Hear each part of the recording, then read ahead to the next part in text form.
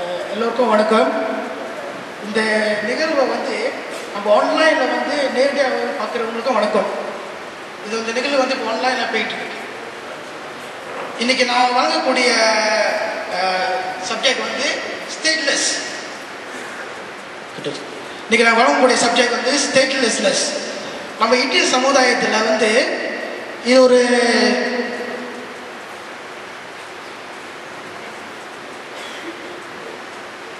நம்ம இந்திய சமுதாயத்தில் ஸ்டேட்லெஸ் வந்து ஒரு ப்ராப்ளமாக இருக்குது. ஆனால் இன்றைக்கி நம்ம வந்து எங்கே பார்க்க போகிறோம்னா, இப்போதைக்கு இந்த ஸ்டேட்லெஸ்னஸ் ப்ராப்ளம் வந்து நம்ம ஐசி இல்லை, பர்த் சர்டிஃபிகேட் இல்லை, இப்படி தான் நம்ம நினச்சிக்கிட்டு இருக்கோம். ஆனால் இதுக்கு பின்னால் பயங்கர திட்டங்கள் இருக்குது. இப்போ அண்ணா அரசாங்கம் வந்து இந்த பயங்கர திட்டத்தை வந்து மறைமுகமாக செஞ்சுக்கிட்டு இருக்காங்க. இன்றைக்கி இந்த விஷயத்தை வந்து உங்களுக்கு நான் தெளிவுபடுத்துவேன். இன்றைக்கி நீங்கள் 200 பேர் 250 பேர் இங்கே வந்திருக்கீங்க. இது வந்து முதல் சப்ஜெக்ட் நம்ம பேசுகிறோம். இதே மாதிரி வந்து கொஞ்சம் நிறைய சப்ஜெக்ட் இருக்குது. நீங்கள் வந்திருக்கிறவங்க ஒருவரும் இந்த விஷயத்தை வந்து நீங்கள் பெரிய கண்டிப்பாக பெரிய உங்களுக்கு தெரிஞ்சு பகிர்ந்து கொள்ளணும். ஏன்னா நம்ம வந்து ஒரு விஷயமும் நம்ம ஆழமாக பெரிய சிந்தி பார்க்க போகிறோம்.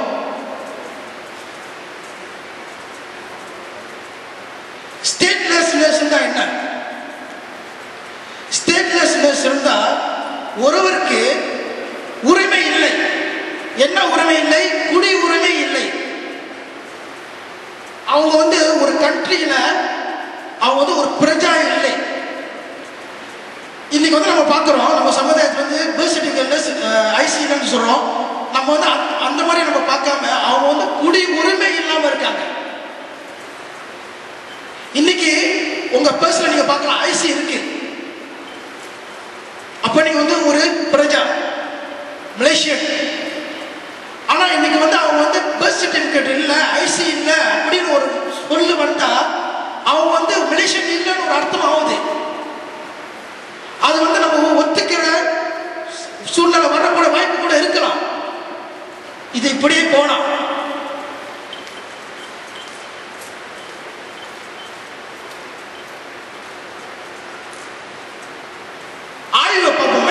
ஸ்டாட்டிஸ்டிக். இது வந்து பேப்பர் அறிக்கை விட்டுருந்தாங்க. சிங்கப்பூர் பேப்பர்ல, சில பேப்பர்லயும் வந்துருந்துச்சு, மலேசியா பேப்பர்லயும். இது என்ன சொல்லியிருந்தாங்கன்னா, 40,000 சில்ட்ரன், நம்ம இந்தியன் சில்ட்ரன் வந்து பர்த் சர்டிபிகேட் இல்லாம இருக்காங்க சொல்றாங்க. இது 40,000 பேர் இல்லைன்னா என்ன அர்த்தம் இருந்தா, 40,000 பேருக்கு வந்து அவங்களுக்கு வந்து குடி உரிமை இல்லைன்னு அர்த்தம். ஆனா இங்க என்ன பண்ணுங்க, த்ரூஅவுட் கண்ட்ரின்னு சொல்லியிருக்காங்க. எங்க இருந்தா இந்த நாட்டு பூரா 40,000 பேர் இல்லைன்னு சொல்லியிருக்காங்க. ஆனா கீழே ஒரு பகுதியில் பார்த்தீங்கன்னா கேத்து என்ன சொல்லியிருக்காருந்தா, இதை வந்து நான் வந்து இதுல பேசியிருந்தோம். எங்க அம்னோ சுப்ரீம் கவுன்சில் பேசியிருக்காங்க. கேத்து வந்து பேசியிருந்தாரா, இது மலேசியாவோட ப்ராப்ளம். 40,000 பேர் மலேசியாவோட சில்ட்ரன் நினைக்கிறீங்களா?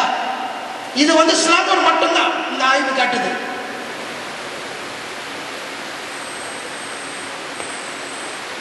இன்ட்ராப் ஹெச்ஆர்பி என்ன எஸ்டிமேட் பண்றோம்னா, பிள்ளைங்க ஸ்லாங்கூர் மட்டும் 40,000 பேர் இருந்தா, பேரா, நகிரி சிங்கினான், பினாங்கு, கெட்டா, ஜோஹோர், மலாக்கா இதெல்லாம் வந்து இந்தியாவில் இருக்கிற அதிக வசிக்கக்கூடிய இடங்க. எவ்வளவு தொகை, எவ்வளவு பெர்சன்டேஜ் இருப்பாங்க?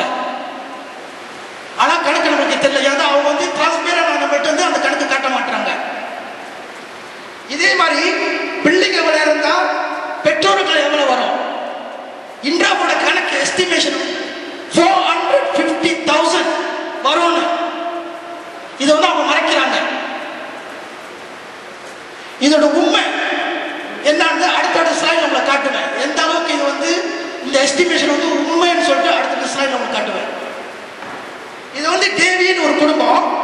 அவங்கள பார்த்தீங்களா, டேவி குமாரை வந்து திருமணம் செஞ்சிருக்காங்க.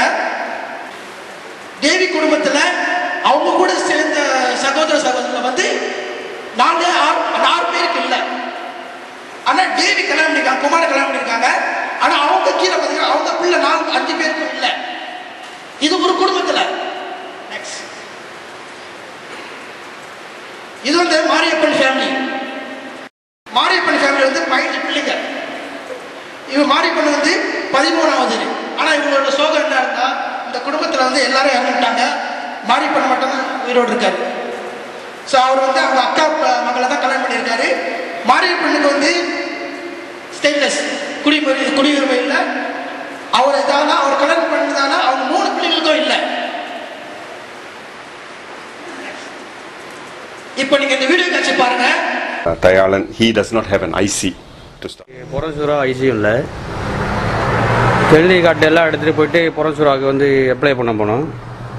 Just now how this whole problem occurred is on the birth of his first child, he went to the registration department and he was late in getting his child's registration done.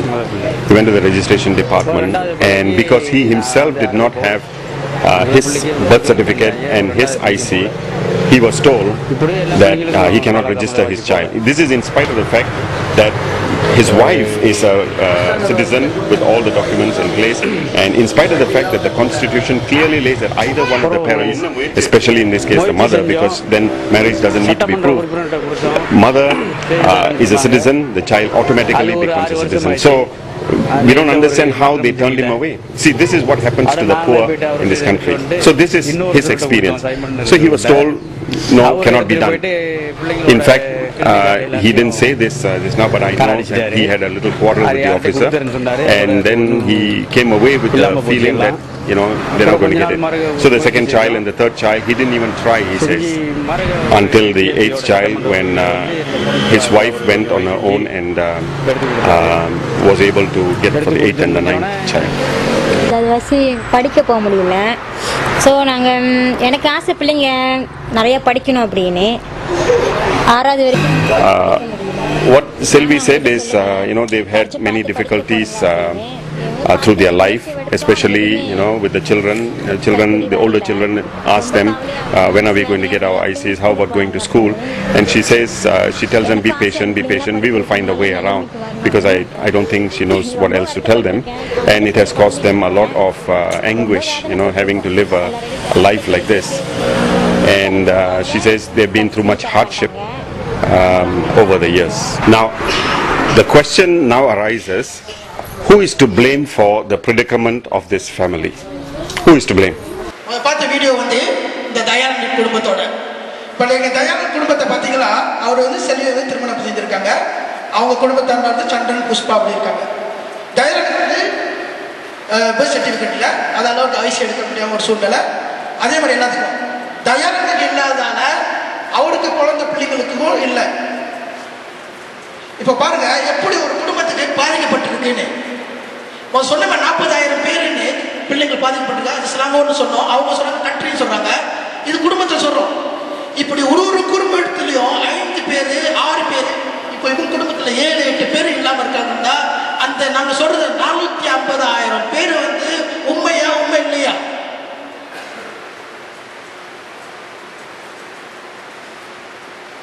அடுத்து பார்க்க பொழுது வந்து எந்த அளவுக்கு இது பாதிப்பு.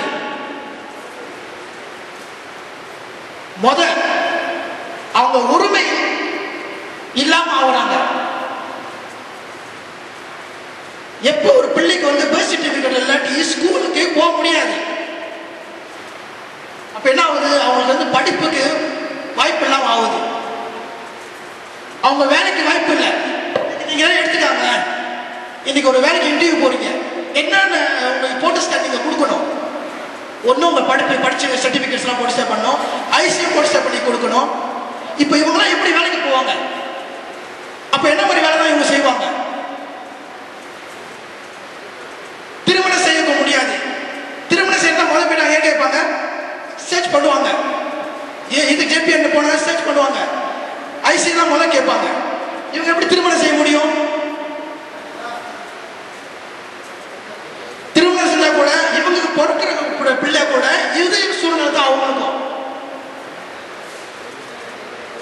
அவங்க எதுவும் வாங்க முடியாது. இன்னைக்கு ஒரு வீடு வாங்கணுமா, ஒரு காடி வாங்கணுமா, எது வாங்க முடியாது. மோட்டு வாங்குறப்ப அவங்க வாங்க முடியாது. ஏன்னா எல்லாத்துக்கும் அந்த பேசிக் டாக்குமெண்ட் தேவை. இன்னைக்கு நம்ம வந்து கிளினிக்கு போறோம், இல்லாட்டி கவர்மெண்ட் ஹாஸ்பிட்டலுக்கு போறோம். கவுண்டர்ல போயிட்டு முதல்ல என்ன கேட்பாங்க, நம்ம கிட்டே இருந்து ஐசி மனு கேட்பாங்க. இவங்க என்ன காட்டுவாங்க அந்த டைம்ல சொல்லுவாங்க,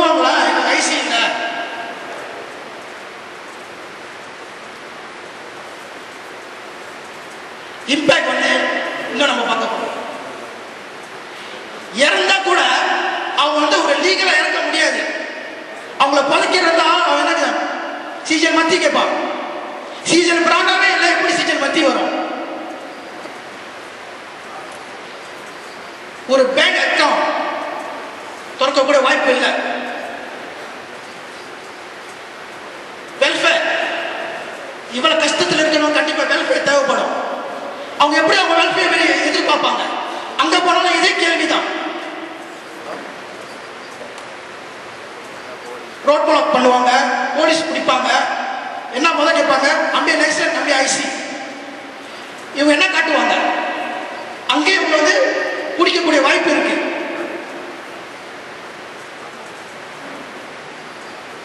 இதெல்லாம் பார்க்க போனா இவங்க வந்து நான் எக்ஸிஸ்ட்.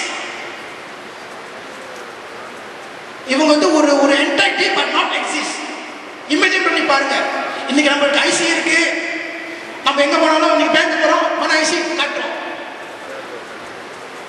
எல்லா இதுல நம்ம ஐசி காட்டுறோம். பட் இவங்க எப்படி? இவங்களோட சூழ்நிலை. நம்ம என்ன செய்யறோம்? ஒருத்தவங்க நம்ம பேப்பர்ல படிக்கிறோம், ஐசி இல்ல, பெர்த் சர்டிபிகேட் இல்ல, நம்ம அந்த இதுல தான் பாக்குறோம். ஆனா இவளையும் அடங்கி இருக்காங்க.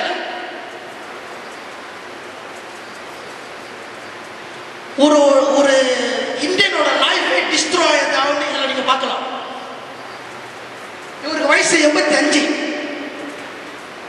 85 வயசுல இவருக்கு வந்து ஐசி கொடுக்குறாங்க.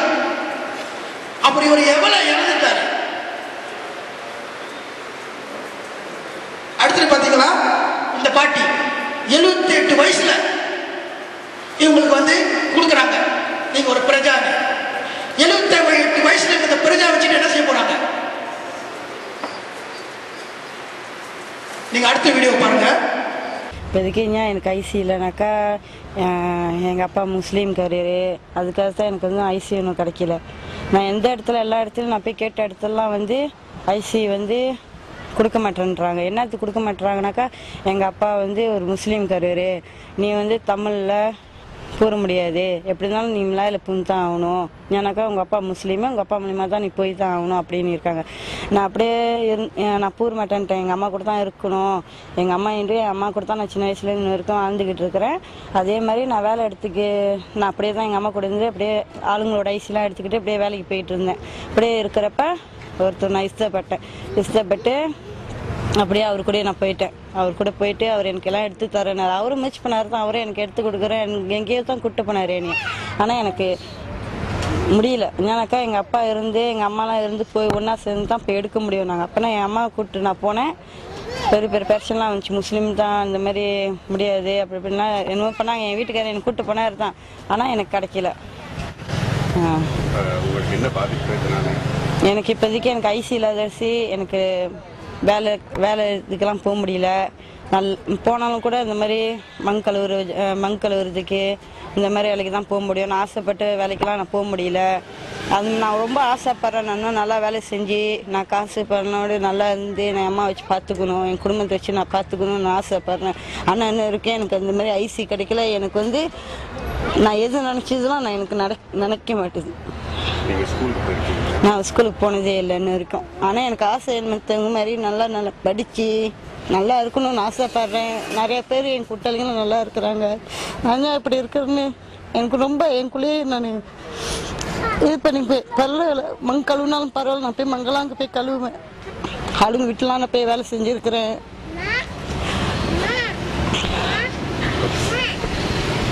நான் இப்படி இருந்துட்டாலும் என் பிள்ளைங்க வந்து நல்லா இருக்கணும். என் பிள்ளைங்க இன்னும் சின்ன பிள்ளைங்க, அதுக்காச்சும் நான் உங்கள்கிட்ட கேட்குறேன். எனக்கு எப்படி இருந்தாலும் எனக்கு ஐசி எடுத்து கொடுங்க. என் பிள்ளைங்களாம் வந்து என்ன மாதிரி ஆகக்கூடாது. அவங்க கண்ணீரை பார்த்தீங்களா? இது வந்து அவங்க கண்ணீர் இல்லை, இது வந்து சமுதாயத்தோட கண்ணீர். இன்னைக்கு நமக்கு ஐசி இருக்கு, நம்மளுக்கு பர்த் சர்டிஃபிகேட் இருக்கு, நம்ம பிள்ளைங்களுக்கு ஐசி இருக்கு, பர்த் சர்டிஃபிகேட் அப்படின்னு ஒரு சிந்தனை இல்லாம இந்த சமுதாய கண்ணீரை வந்து நீங்க சிந்தனை பண்ண ஆரம்பிக்கணும். இவங்களோட பிரச்சனை என்ன இருந்தா, இவங்க வந்து ஒரு கன்வென்ஷன், இவங்களோட அப்பா வந்து ஜமால், அம்மா வந்து மீனாட்சி. இவங்களுக்கு பிறந்தவங்க தான் வந்து சாந்தி. இப்போ இவங்களை எடுத்துக்கிட்டு இந்த குடும்பத்தை எடுத்துக்கிட்டீங்கன்னா, இந்த ஜமால் மீனாட்சி கல்யாணம் பண்ணியிருக்காங்க, கன்வென்ஷன் இது. அவங்களுக்கு வந்து 6 பிள்ளைங்க. 6 பிள்ளைல பார்த்தீங்களா, அவங்க ஒரு பிள்ளை. அவங்களோட நன்மை பார்த்தீங்களா, எஜுகேஷனே இல்லை. எப்படி நம்ம சமுதாயம் உருப்படியா வந்து ஒரு கீழே தட்டிட்டு போறாங்க. இங்க பாத்தீங்களா அந்த கமால் ஜஸ்மின் அசீஸ் இவங்களுக்கும் வந்து ஆரம்ப காலத்துல வந்து பர்த் சர்டிபிகேட் ஐசிலாம் இல்லை. ஆனா அவங்க சொன்னாங்க பரவாயில்ல நாங்க இஸ்லாம் முறைப்படியே வாழ்றோம், நாங்க இஸ்லாமை எடுத்துக்கிறோம் அப்படியே நாங்க ஒத்துக்கிட்டோன்னு தான் வந்து அவங்களுக்கெல்லாம் வந்து ஐசி பர்த் சர்டிபிகேட்லாம் கொடுத்தாங்க. இவங்க வந்து நம்ம இந்துவா தான் இருப்போம்னு சொல்றாங்க. ஆனா இந்துவா இருப்போம்னு சொன்னதுக்கு ஒரே காரணத்துக்கு இதான் அவங்களுக்கு தண்டனை.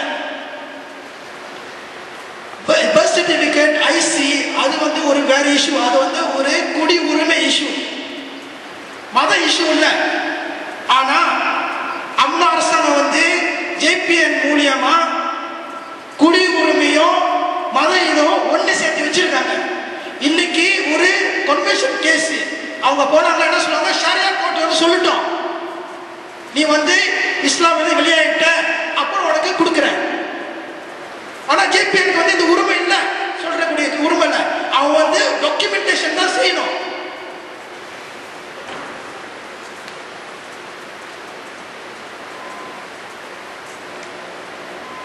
இது நல்லா நீங்க ஆய்வு செஞ்சு பார்த்தீங்களா, இவங்க எல்லாம் வந்து ஒரு ட்ராப்ல மாட்டிருக்காங்க, வெளியாக முடியாம இவங்களை தள்ளப்பட்டிருக்காங்க. அடுத்தது இவங்களுக்கு வாழ்க்கை இல்லாம இருக்காங்க. இவெல்லாம் நம்ம நினைச்சிட்டு இருக்கோம் பர்த் சர்டிபிகேட் ஐசி இல்லை இதான் நினைச்சிட்டு இருக்கீங்க. இதுதான் ஒரு சமுதாயம் இந்த மூணையும் சந்திச்சுக்கிட்டு இருக்கு. நீங்க கேட்கலாம் இந்தியன்ஸ் தான் வந்து பர்த் சர்டிபிகேட்லாம் இல்லாம ஐசிலாம் இல்லாம இருக்காங்களா? மலாய்க்காரவங்க எப்படி? மலாய்க்காரவங்க எடுத்துக்கிட்டீங்களா, அவங்கன்னா அவங்கள சிக்காவா, அவளை பெர்ஃபெக்ட் அவங்க நம்ம சொல்லலாம். நிறைய பேர் சொல்றாங்க, என்ன சொல்றாங்கன்னா நம்ம இந்தியன் வந்து அழிச்சி போக்கா இருக்காங்கன்னு, ஐசி எடுக்க மாட்டாங்க, பர்த் சர்டிபிகேட் அழிச்சி போக்கில் இருக்காங்கன்னு சொல்றாங்க. நான் மலாய்க்காரவனா அவங்களே பெர்ஃபெக்ட், அவங்க தான் அழிச்சி போக்கில் இருக்காங்க. அப்படி அழிச்சி போக்கு இருந்தா எப்படி அவங்களுக்கு இந்த பர்த் சர்டிபிகேட் கிடைக்குது, அவங்க பிள்ளைங்க எப்படி ஐசி கிடைக்குது? இந்த பிரச்சனை அவங்களுக்கு இல்லையே. யாருந்தா ஜேபிஎன்ல போனா அவங்களுக்கு எந்த பிரச்சனையும் இல்லை, அவ்வளவு சுலபமா அவங்களோட காரியம் முடியுது. அடுத்து சீனனை எடுத்துக்கிட்டீங்களா, குறைஞ்சபட்சமா இருக்காங்க இந்த இஷ்யூ. யாருந்தா அவங்களுக்கு வந்து எது முக்கியத்துவமோ அதுக்கு முக்கியத்துவம் கொடுக்கக்கூடிய இதுல இருக்காங்க. இதுல ஒரு காரணம் என்ன இருந்தா, இன்னைக்கு ஒரு சீன கிளவர்கிட்ட போய் கேளுங்க, uncle itu birth certificate itu IC macam mana கேளுங்க. ஐயோ itu banyak penting loh அப்படின்னு சொல்லுவான். ஏன்னா அடிப்படை இது அவனுக்கு தெரியும், அதை விட்டு கொடுக்க மாட்டானுங்க. அதுக்குள்ள இது வந்து அவனுக்கு ஆரம்பத்தில் சொல்லிட்டே வருவானுங்க. ஆனா பார்த்தீங்களா, சிட்டிசன்ஸ் பிலிப்பீன்ஸ்ல இருந்து இந்தோனேசியால இருந்து ஓவர் நைட்ல சிட்டிசன் கிடைச்சிருக்கு.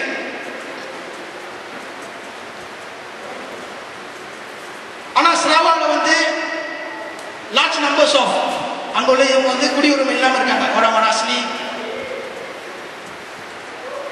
டயாக்ஸ்.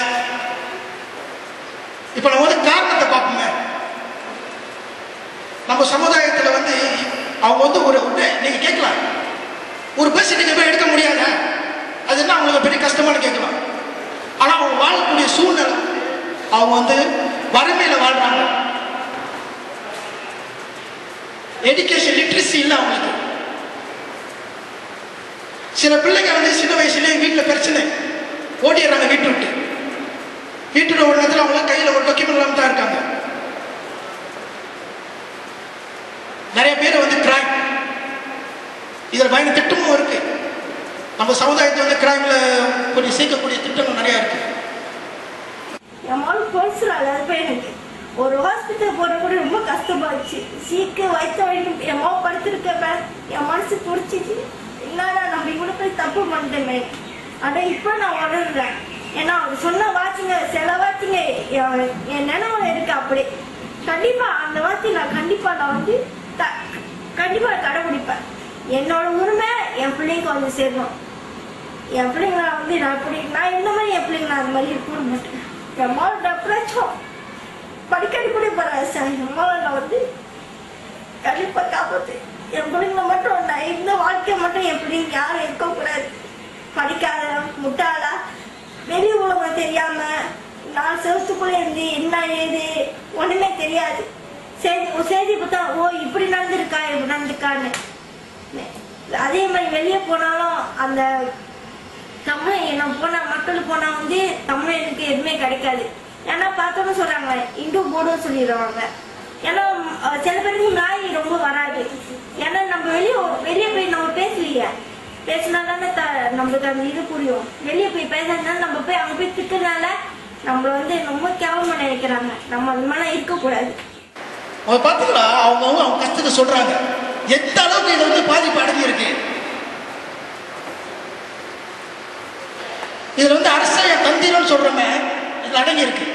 இந்த ஸ்லைட் நீங்க பார்த்து இந்த ரீசன் பார்த்தீங்களா, கவர்மெண்ட் பாலிசி திட்டவட்டமாக இந்த மாதிரி பாலிசி அவங்க உருவாக்கி வச்சிருக்காங்க. ஜேபிஎன் ப்ரொசீடியர்ஸ் இது வந்து நம்ம அரசாங்கத்தோட ரேஷியல் ரிலீஜியஸ் பயஸ். நம்மளுக்கு வந்து அரசியல் பலம் இல்லை. இது வந்து தட்டி கேட்கக்கூடிய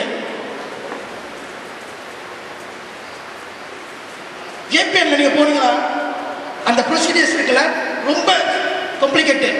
அவன் என்ன கேட்பாங்க, பர்த் சர்டிஃபிகேட் எடுக்க போறீங்களா, இந்த பிள்ளை பிறந்திருக்கா, இந்த பிள்ளைக்கு வந்து பீடான் யாரு, சக்சி யாரு, இதெல்லாம் கேட்பாங்க.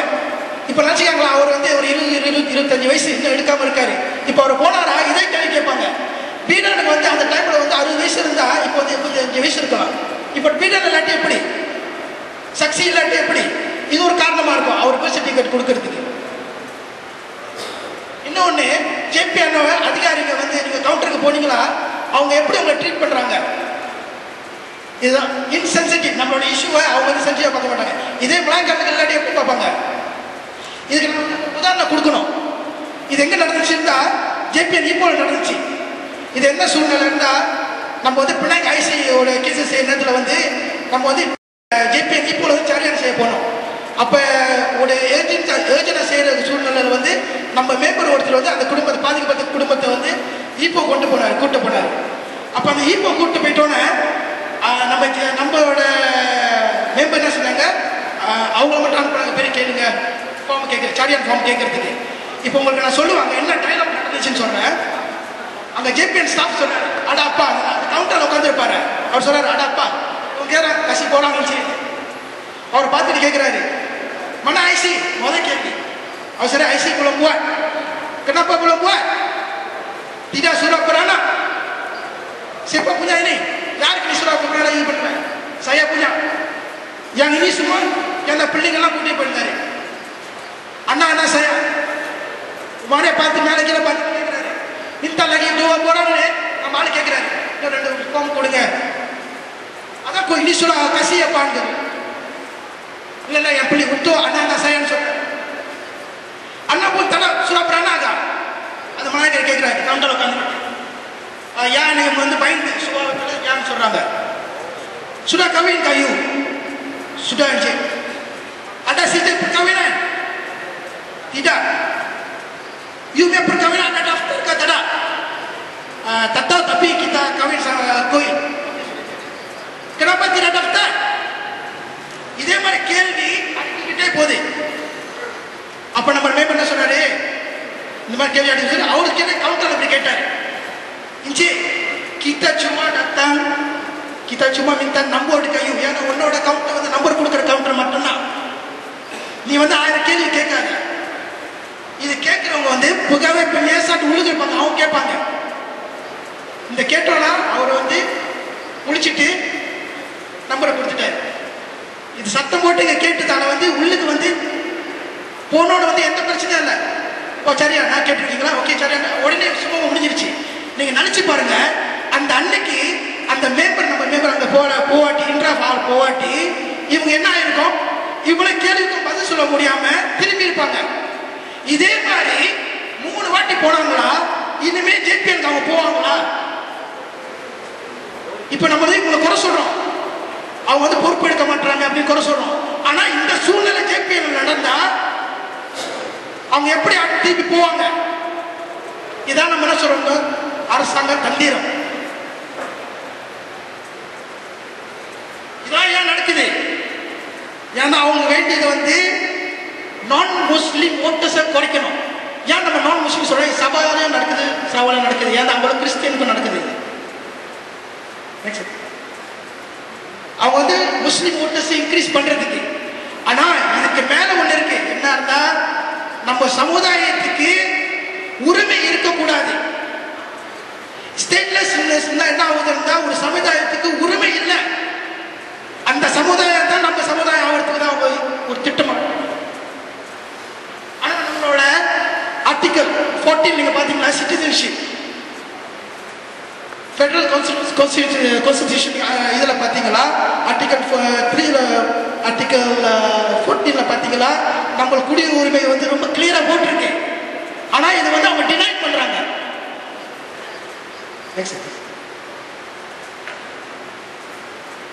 ஆனா இன்ட்ரா ஹெச்ஆர்பி இதை விட மாட்டாங்க. நம்ம என்ன செஞ்சோம்னா ஏபிஐ புத்ராஜாயில ஒரு மீட்டிங்க்கு ரிக்வெஸ்ட் பண்ணணும்.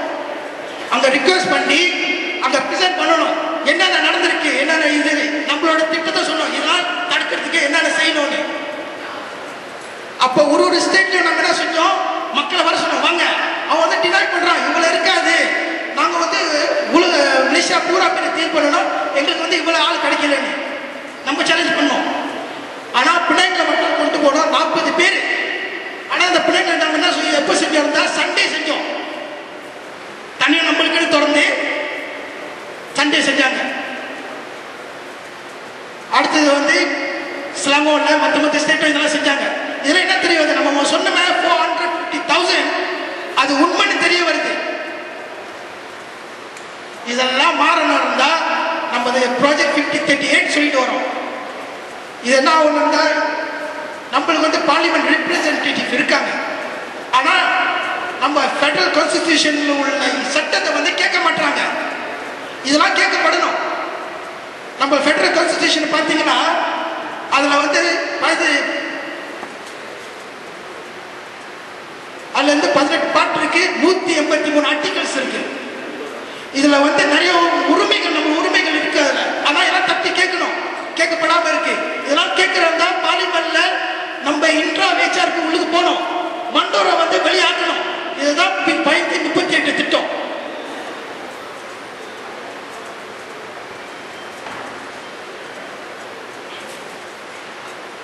இந்த ஓட்டு உரிமைன்னு ஒண்ணு இருக்கு, அதை நம்ம வந்து சரியா பயன்படுத்தணும். இது வந்து ஒரு ஆயுதம் நம்மளுக்கு இருக்கு. இதை வந்து கண்டிப்பாக ஒருவரும் இதை பயன்படுத்தணும்.